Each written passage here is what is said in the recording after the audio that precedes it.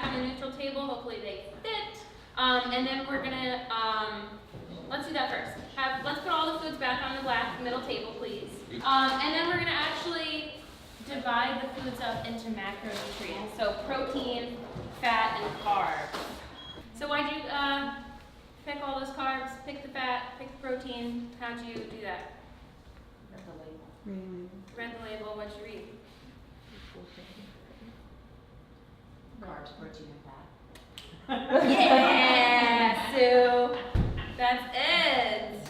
So, as some of you commented, what if it has more than one macro, right? So some foods are really hard to categorize if they have more than one macro, which you guys, since you're pretty argued out, you're like, well, I know that this is carb because I have more carbs. And that's not how you talk, but that's okay. So how would you count it? In general terms, it's just good to know which foods have more carbs than fat or protein and vice versa, right? But if your ultimate goal is fat loss, then it's you would be counting all the macros per meal, right? And just to clarify, you don't have to count macros to drop fat. Like, if that freaks people out, you can do it another way. All right, so what are the types of foods? What was the question? What's a type of food? A type? Yeah, I don't know. like what's that pineapple? Fruit. A vegetable! What's the avocado? Trick question. That's fruit. Yeah. So I heard everybody talking before, or not everybody, a few people about the spinach. Like, you want to understand what a food actually provides. So we'll go into, I always jump ahead, sorry, but we'll go into the different protein, some of the different protein sources. Spinach isn't going to provide you complete protein, right? So it's not only reading the label, but understanding what makes up the food. When it comes to plant-based protein sources, you have to be super careful that there's very few that give you complete protein.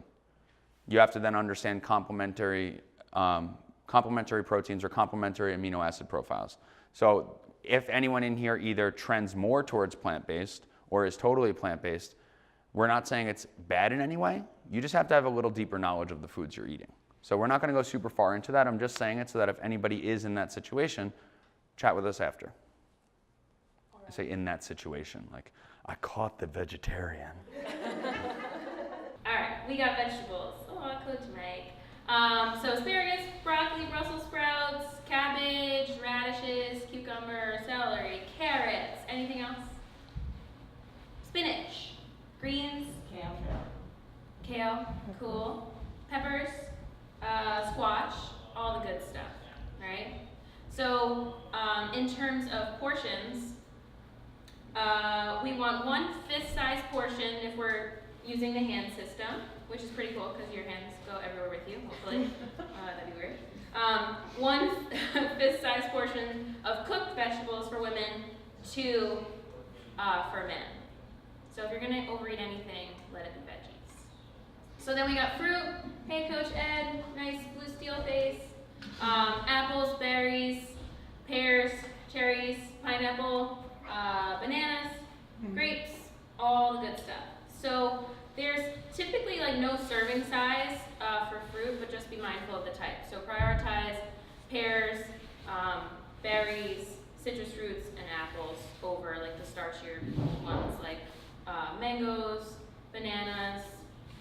So I mean, with the Caribbean fruits, if you will, if you're of Caribbean descent, you're more likely to tolerate those fruits better than people who aren't.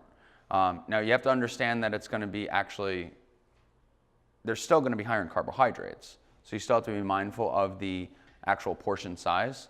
But when she's talking about the types to prioritize, it doesn't mean pineapples are bad or bananas are bad. Once again, we'll get into it later, but it comes down to timing. Berries, the citrus fruits, apples and pears, and even more heavily biased towards the berries and the citrus fruits, you can eat them anytime. Like, it's really hard to overeat those. The other ones, we're just gonna have to be more mindful about the amount you have. And when Jenna said that there's no actual serving size that's consistent across the fruits, it's just because they're all very different in terms of density and caloric and nutrient value. So you just have to learn about the food you're eating And the Google is phenomenal. Yeah, it is. I also was talking to one of the one-on-one clients the other day, and she was saying that she's been using like berries after certain meals because she typically craves like chocolate, or you know, like the sweets, like the post-lunch, post-dinner, like I need chocolate sweet thing. Is no one like that? No one's like, okay, good. 'Cause like, I'm like, oh, am I weird? They're like, oh, she eats chocolate. Yeah, so if you have some berries on the side, have an apple on the side, it's kind of like you're having like a nice treat, but you know, it's just a good tip. And whoever was saying before with the potatoes, like you kind of took the eat this, not that a little further than we necessarily mean it, but the idea is there. Like when you're faced with a choice, make the better one. So like if you were between a sweet potato and a white potato, and you were looking at the nutrient value of the rest of your meal, the sweet potato might be a better choice if you're not getting as many other quality ingredients and nutrients. So with the fruit, when you're saying like this versus that, like obviously if you're somebody who grabs ice cream, you're not gonna be like, you know what? Peaches are just as good. Frozen peaches, it's totally the same. But if it's something that you are trending towards sweeter foods, if you can not only get like foods that give you similar nutrients, just in a little more positive way, but also have some of the same texture or temperature as the food, you're more likely to gravitate towards it. So like I used to eat like a whole bag of frozen peaches when I was trying to get away from having ice cream at night. And it worked, and it was a much better choice, and over time it helped me in fat loss. So even though all of it isn't very cut and dry, when you're faced with a choice, we still want to try our best to have the right foods in the house so we can make the better choice on the fly. In terms of, we talked about vegetables and fruit, next category is starches. So all three of the first categories, they all contain predominantly carbohydrates. But there's different type of carbohydrates, there's different ratios of fiber to sugar. When it comes to starches, if your goal is fat loss, we typically recommend at some point, the majority of the starches you eat are post-workout. Now, not everybody has to get there. Some people can just take starches out of one meal or two meals. But in general, this is going to be a really good food group to have after a workout. So what are some starch choices? Rice. Oatmeal, what else? Rice. Rice. Bread. Bread? Anything else? Potatoes. All the random Bananas. things you just said? Bananas would technically be a fruit, but they are starchier. So if we're looking in terms of like timing and where to put it, it would fall in a similar category. Corn is not a vegetable. Sorry if that offends anyone. I'll like that. They put it by the vegetables, and they're grown by the vegetables. It's not a vegetable, it's a starch. When it comes to these foods, it's not that they're bad, it's just understand how much to have. So if we go to the hand system again, generally a cup size, like a cupped palm, a little bit of this, is good for most starches. Now, depending on how serious you are about your goal, and I don't mean, maybe serious is the wrong word, but how important your timeline is to you. If you need to drop a certain amount of fat in a certain amount of time, or you're looking on the performance side, whether you're trying to improve movement or gain muscle, whatever it is, you may want to get more specific in your measurement. So I mentioned before to just know the foods that you eat. So when it comes to carbohydrates, most women should have 20 to 30 grams of carbs in most meals. Most men should have 40 to 60 grams of carbs. Understand that that's just a starting point. There's people that are more sensitive to higher amounts of carbohydrates. There's people that are more sensitive to higher amounts of fats. But in general, you have to start somewhere. And all we're going to do if your goal is fat loss is you start the process, you track something, and then we have you get on the InBody, which for people that don't know, it's the fancy scale that we have that tells us muscle mass, hydration level, fat mass, body fat percentage. So with nutrition, even if you use the most exact formulas, it's all just a guess. The cool part is if you keep it controlled, then you can, if you're not making the progress you want, you can much quicker identify which variables you need to change. But in general, it's just a starting point.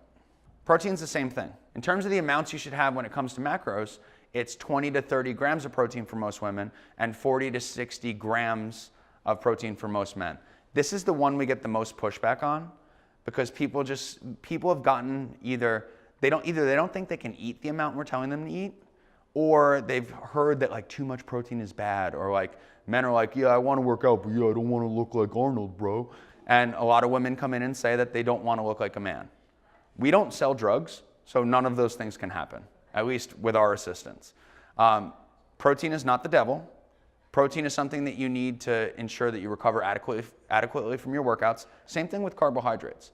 But protein's also the thing that's one of the main things that's going to help you maintain and build muscle, so that everyone here, you're all aging as we speak, right? And that's not a comment on anyone's physical.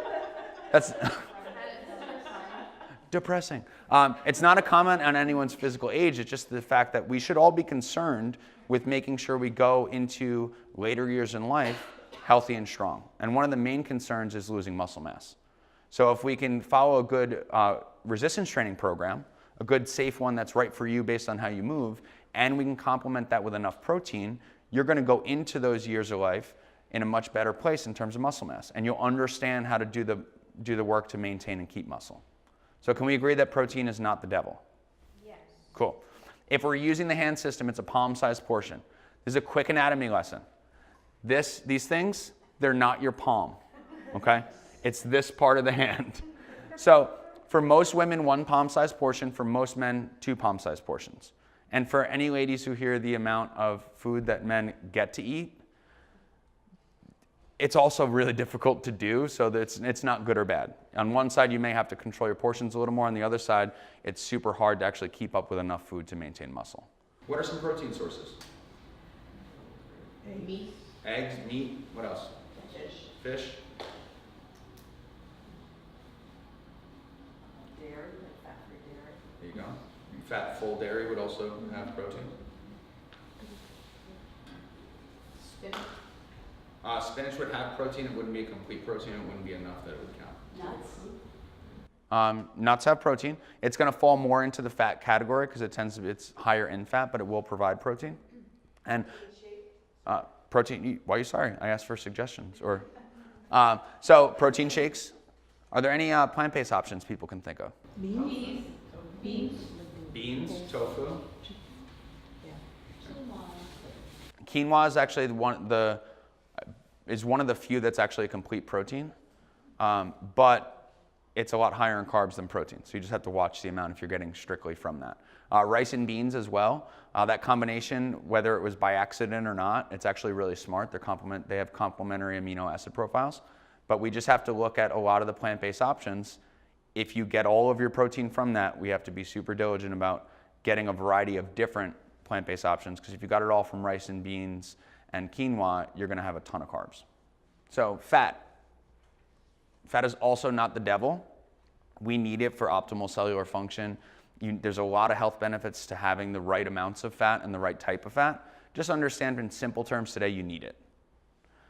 What are some fat sources? Avocado. Avocado.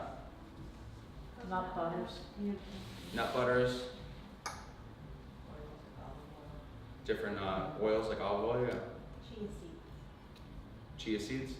At first I thought you were just going cheesy. She really likes cheese, that's cool. Cheese would be another one.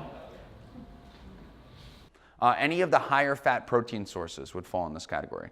So as we talk a little bit later about building meals, if you're having, say, salmon or a higher fat beef, we're probably not going to add fat to that meal, or just not add as much. So even though it would technically fall in the protein category, whole eggs, beef, salmon, and some other fatty fishes, they're going to fall. We just have to keep in mind that it has a decent amount of fat. So in terms of the visual or the hand system, a thumb-sized portion, this doesn't work for everything. You're not going to have a thumb-sized portion of salmon, right?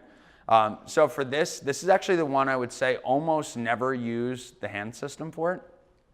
The only time I would use it is if you're in a situation where you don't have the ability to control what you're having, and you just want to use that visual cue as a reminder to make sure you're close-ish to what you should have. In terms of the different macronutrients, we mentioned carbs, protein, and fat. Carbs and protein are 4 calories per gram. Fat is 9 calories per gram. And it's very dense overall, most of the fat sources, right? So if you actually think you're going to get 14 to 15 grams of fat from just a tablespoon of olive oil. So when I say don't use the hand system, if you're at home cooking, it takes just as much energy, maybe a tiny bit more because you actually have to pull out the measuring spoon, but it takes just as much energy to pour into a measuring spoon and then into your food. So if you're worried that you're eating all of the right things, we had a member in the past that was eating like, if you wrote out a list of perfect foods, even though there's no such thing, they were probably eating everything on that list.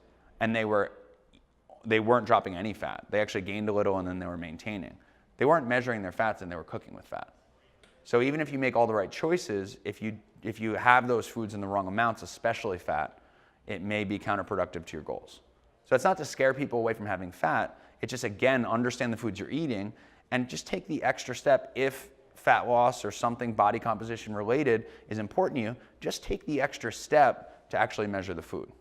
When it comes to some of these strategies that we talk about in terms of measuring your food, or some people, we don't have everyone food journal, but it's a tool we use frequently. They're not fun tools and they actually require more work. But can we just be real about the fact that raise your hand if you're exactly where you want to be, 100% where you want to be in terms of your body composition. And I don't mean like raise your hand if you're confident in yourself. I mean you feel you are perfect in terms of body composition. Right? Nobody. There's a couple awkward noises. So you're going to spend time and energy depending on how you feel about yourself and how important changing is to you. You're going to spend time and energy no matter what you do thinking about this process. You're going to either spend the time beating yourself up or crying in a dressing room when you go to put on a bathing suit and you're not where you want to be. And I'm not saying that to be funny because everybody, including myself, has tried something on and went, shit. So you're going to spend that energy in a negative way, or we can flip it, set a plan, and do it in a positive way.